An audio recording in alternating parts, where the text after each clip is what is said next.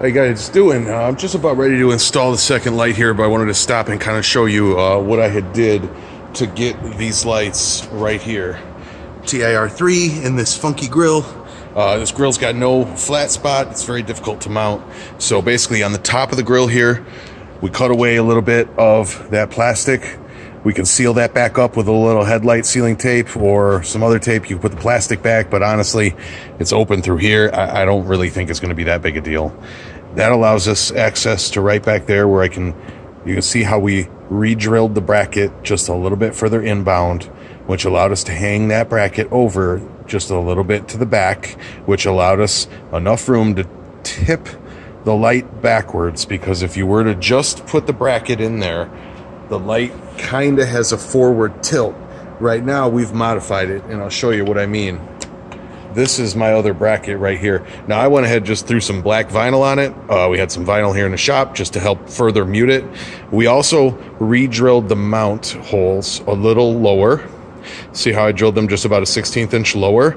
That allows the light to drop down on the bracket just a little bit, also allowing a little more headroom, because see, when you tilt the bracket back like this, we pre-bent it just that much from 90. They're shipped at a 90. We gave it that little bit of extra.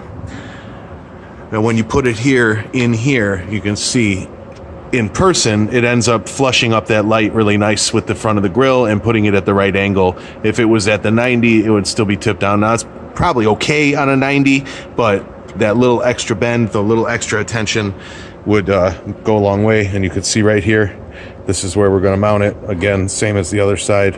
There's our bracket. So that's what I had to do to use our 90-degree brackets to put T3s right here in the top of this truck. You can kind of see the bracket on the right side there and how that black vinyl is muting out the silver bracket. You could use spray paint too if you wanted. Now this will work with our Lin 6 as well. The Lin 6 shares the same bracket as the T3, so feel free to use either the linear LIN 6 bracket or the TIR3 bracket, and those lights. And this is how we're doing it on this particular 2017 Chevrolet grill. 2017 Chevrolet Silverado grill LED install.